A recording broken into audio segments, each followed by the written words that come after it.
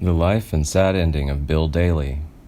William Edward Daly was born August 30th, 1927, in Des Moines, Iowa, the son of Fern Ellis and Raymond Daly. 2 weeks after his son was born, Daly's father went out to get a loaf of bread and never returned.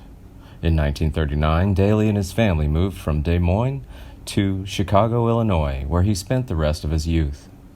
Following graduation from Lane Technical High School, Daly studied for a time at the Peterson Theater School, then left home to become a professional musician, playing upright bass with jazz bands in numerous clubs across the Midwest.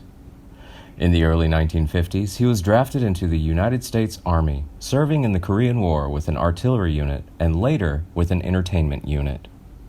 In the 1950s to early 1960s, following his time in the Army, Daly began performing stand-up comedy and gradually began playing some of the bigger clubs in the country.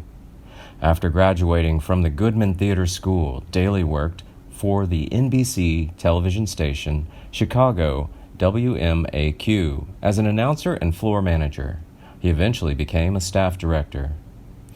Daly stated that preparing for a Chicago area Emmy Award telecast, he asked a young Bob Newhart to come up with a routine about press agents that resulted in the routine Abe Lincoln versus Madison Avenue.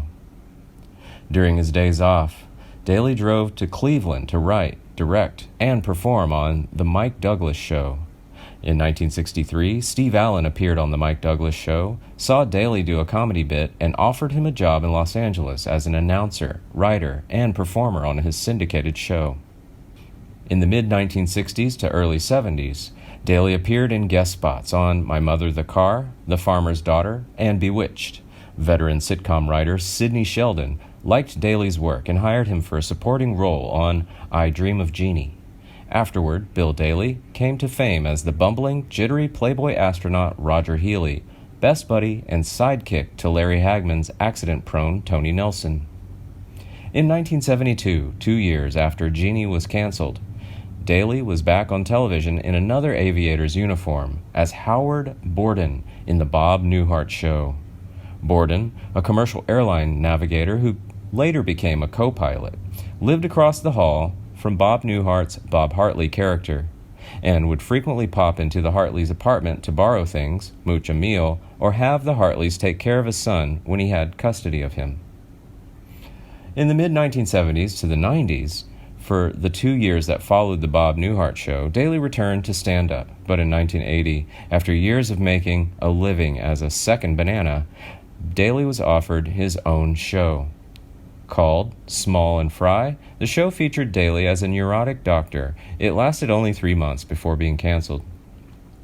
Daly, a lifelong lover of magic, made 3 syndicated specials introducing young magicians called Bill Daly's Hocus Pocus Gang, which aired in 1982 and 1983. Daly occasionally served as a panelist on 1970s CBS game show Match Game. After Richard Dawson's departure, Daly was a semi-regular for the final 3 years of the show's CBS and syndicated run. In 1988, Daly tried his hand again at starring roles, this time as another doctor in the sitcom Starting from Scratch. The show fared slightly better than Fry, but was canceled after 1 season. Daly's most notable post-Newhart role was another supporting character, that of Larry the psychiatrist on the cult favorite Alf. Jack Riley appeared as an unnamed patient, clearly reprising Elliot Carlin from the Bob Newhart Show. Alf claimed to have learned all he knew about psychology from watching the earlier series. During the 1980s and early 1990s, Daly reprised his I Dream of Jeannie role of Roger Healey in 2 made-for-TV reunion movies, I Dream of Jeannie 15 years later in 1985, and I Still Dream of Jeannie in 1991. In 1990, he reunited with Bob Newhart as a new, overbearing neighbor in the Newhart episode Good Neighbor Sam. Also in 1991, he reprised the role of Howard Borden in the Bob Newhart Show, the 19th anniversary special, which aired in November of that year. In 1997, he was a guest star on Caroline in the City. Although mostly retired, Daly still did some live comedy and occasional television guest appearances into the 2000s. From 2006 to February 2009, he was a guest host on radio station KBQI in Albuquerque. Back in 1987, Daly was named Director of the New Mexico Film Commission. In his personal life, Daly married his first wife, Patricia Anderson, in 1949. In 1976, the couple divorced. Daly had 2 adopted children, a son, Patrick, and a daughter, Kimberly, who is deceased.